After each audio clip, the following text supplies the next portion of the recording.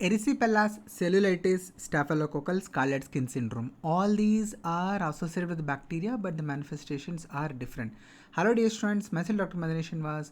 In this video, we are going to see what are the important differentiating points between these conditions. So first, let us begin our discussion with erysipelas. This is a superficial infection of the skin where there is going to be upper dermis and superficial lymphatics involvement. And the only causative organism of erysipelas is streptococcus, and any age group can be affected. And lesions, what are the characteristics of the lesions? Well defined raised borders are going to be present, as you are able to see in this particular picture. So this is a patient who is having erysipelas over the face, which is having very well defined raised borders. Now coming to cellulitis. In cellulitis, remember there is going to be dermis involvement and also deeper subcutaneous or hypodermis involvement, and the infection is going to be with strep and also staph, and any age can be affected.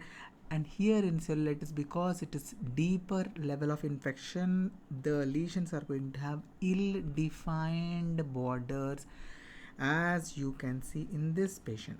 So this is a patient having cellulitis of the extremity, and you are able to see the definition of the borders is very ill, so ill-defined borders.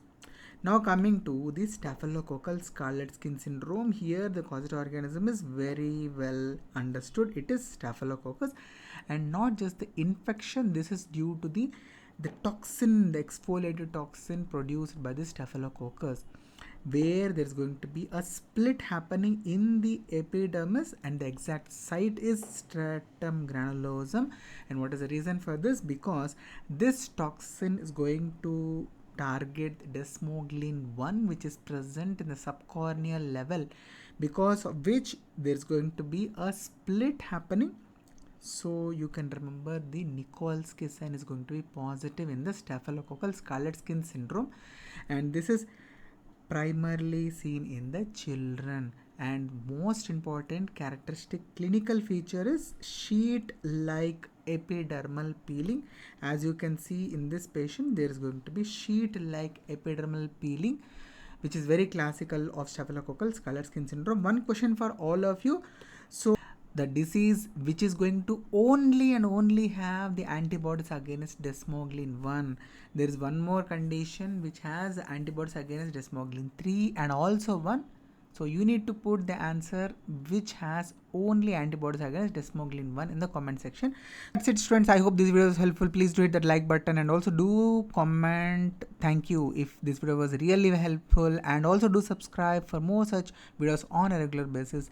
Thank you so much. Happy learning. Sarvam Sri Krishna Arpanam. Sarve Jana Sukhino Bhavantu.